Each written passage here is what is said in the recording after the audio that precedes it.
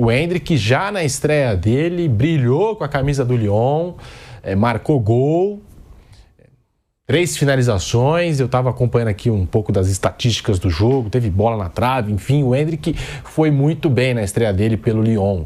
Contra o Lille, eu sei que é Copa da França, gente, eu sei que é Copa da França, mas no campeonato, um time é o quarto, o outro é o quinto colocado. O Lille é o quarto colocado, o Lyon é o quinto, diferença de 2, 3 pontos na tabela de classificação. E são 2 times tradicionais da França, né? Que tem ali uma rivalidade e tal. Então o Endrick começou muito bem a trajetória dele pelo Lyon. Mostra, Vamp, que tomou a decisão correta para a carreira dele? Ele mesmo fala que conversou com o Ancelotti, né? O Ancelotti falou com ele, ó, você precisa jogar, né? Eu acho até que o Endrick, ele foi prejudicado no melhor momento dele, porque assim, na seleção, né? O Dorival assume a seleção, e a seleção brasileira vai à Europa enfrentar a Inglaterra em Wembley e 4 dias depois enfrentar a seleção espanhola, campeã europeia, em Madrid. O Endrick faz gol nesses 2 jogos. Depois tem a Copa América, ele é jogado ali no jogo contra o Uruguai, né? Aquela zaga lá de assassino lá. Meteu o Endrick no jogo, não digo que no jogo furado, né? Mas poderia ter um jogo mais fácil contra o Paraguai que não botou. E o Endrick, antes da Copa, fez gol contra o México também.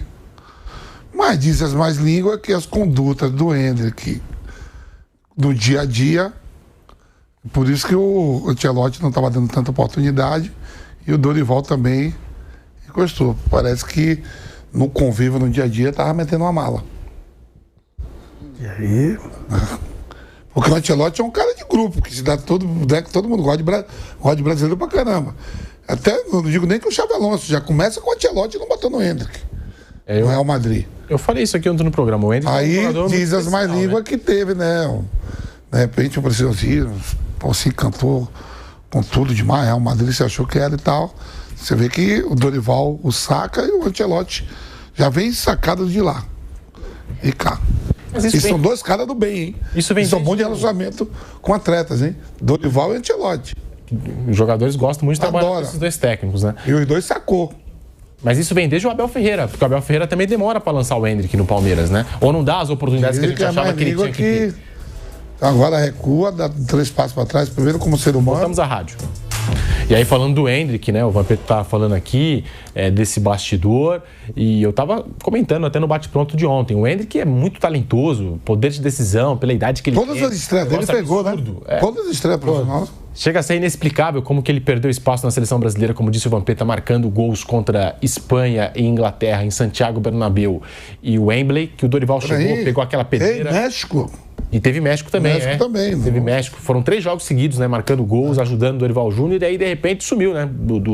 Do mapa da seleção brasileira. Mas aí eu tava lembrando, já com o Abel Ferreira no Palmeiras, a gente questionava aqui por que o Endrick não tá jogando. O que acontece? Tanto que o Abel, ele tem mais facilidade em lançar o Estevão do que o Endrick. Aí, Dorival, na seleção que a gente já citou aqui, ajudou o Dorival, marcando gols importantíssimos, sumiu do mapa da seleção brasileira, né? Chega a ser inexplicável como isso aconteceu. No Real Madrid, acho que até um pouco pela concorrência, chegou lá, o Mbappé e tal, mas o próprio Ancelotti em alguns momentos deu algumas cutucadas nele, deu algumas entrevistas, jornais lá de Madrid falando, a relação dos 2, tal, não sei o quê, não sei até onde isso é verdade, mas que o Ancelotti em entrevista chegou e já falou do Endrick, deu aquele puxão de orelha nele em algumas situações, deu. E agora com o Xabi Alonso não teve chance nenhuma. Ele chega no Real Madrid, campeão... Então a gente tá falando de 4 técnicos, né? Ele chega no Real Madrid, o Real Madrid campeão europeu, o Vinícius Júnior metendo gol na final, o Rodrigo voando. E esse Real Madrid contrata para a temporada seguinte o Mbappé. Então era para ter um pouco mais de calma, né? E ele não tem nem 21 anos, 22 anos. 19 anos, olha só. Ele chega, né? O Real Madrid é campeão europeu. Quando ele chega. Na temporada que ele chega, pô. Não, Vamp. Quando ele chegou... campeão europeu. Não, ele não estava naquele elenco, ele estava no Palmeiras. Não, então, quando ele chega, o Real Madrid... tinha acabado de ser campeão europeu. Sim. Mas eu tô falando, o Real Madrid é campeão europeu. Mbappé, né? Mbappé, então. O Real Madrid é campeão europeu. Com a dupla de ataque. A dupla de ataque Vinícius, Rodrigo e Bellingham chegando por trás. Isso, perfeito. E aí ele chega no time campeão europeu, como o Mbappé chega também no time campeão europeu. Mas o Mbappé é o maior jogador do mundo, né? É outro peso. Então é um pouco mais de calma, com 2 brasileiros. Não é nenhum 2 estrangeiros, é 2 brasileiros no ataque campeão.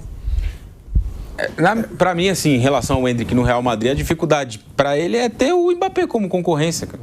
Basicamente é isso. Ele tem aquele que potencialmente é o melhor jogador do mundo hoje. Não, Dembélé? Dembélé você tá na mesa.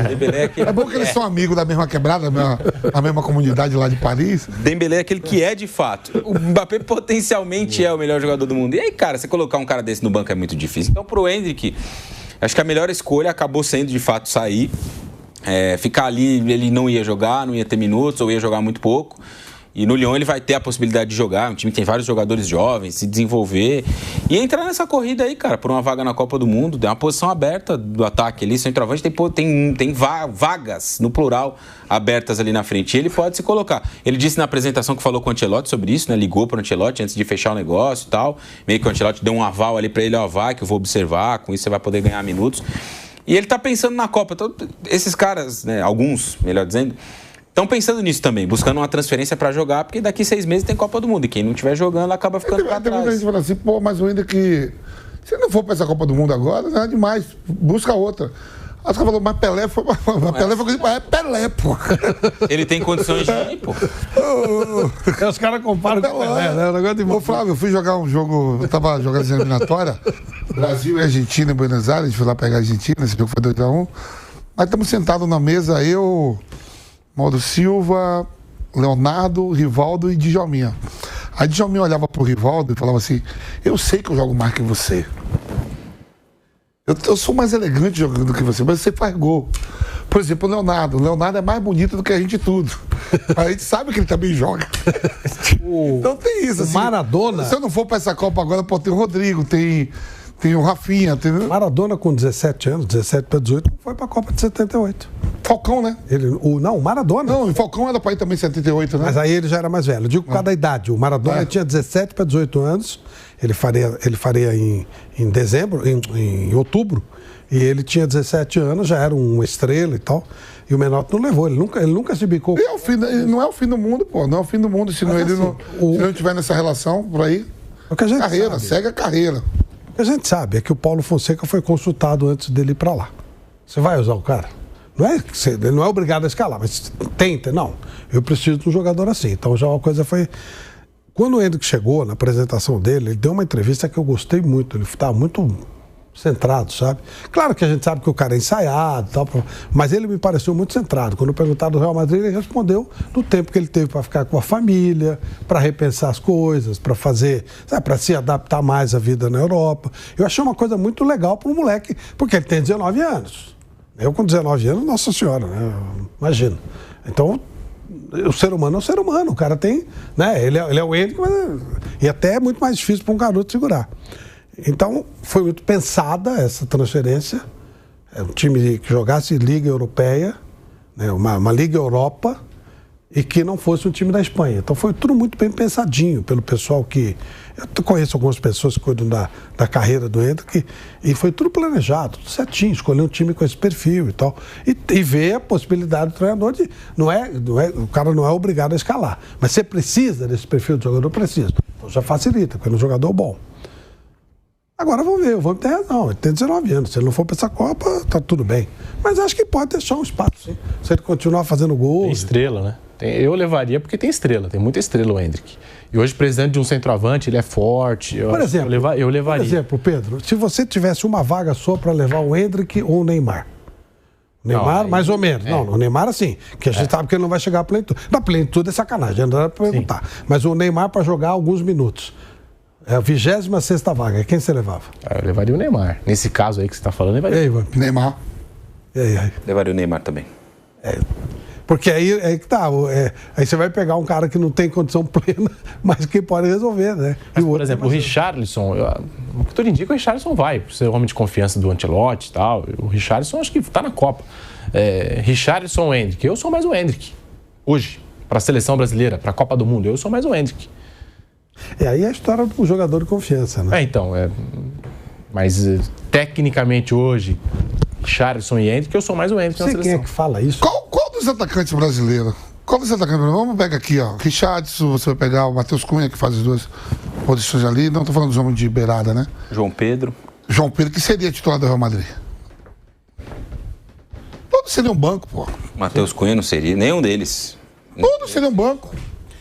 Mas tem uma coisa. Esse não é ele que está no banco do Real Madrid. Eu acho que hoje nenhum atacante do mundo seria titular no lugar do Mbappé. Para mim, o Real Madrid tem o melhor atacante que ele poderia ter. Tem uma pessoa que fala, eu não lembro quem é, mas não foi eu que falei isso, mas eu ouvi e gostei muito.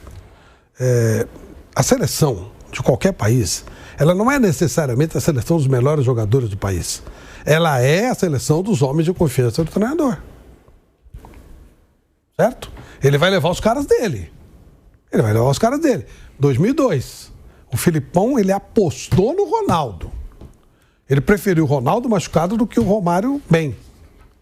Ele foi uma aposta. O Ronaldo, antes da Copa, estava melhor que o Romário? Não. Machucado. E ele faz essa aposta. Era a preferência dele. Deu certo. Podia não ter dado. Né? Então, a seleção são jogadores de confiança do treinador, não exatamente os melhores. O cara vai fazer a seleção dele. E aqui se nós fizermos uma relação de 26, nós vamos ter 20 iguais, provavelmente.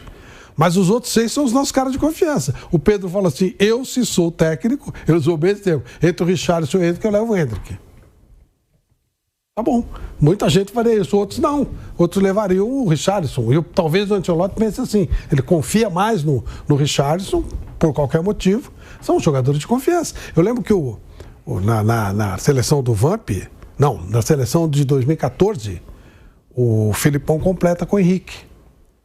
O Henrique não teve culpa nenhuma no que aconteceu. Mas por que ele levou o Henrique? Porque era jogador de confiança dele. No Palmeiras. É jogador de confiança. Brasileiro. Isso você leva mesmo.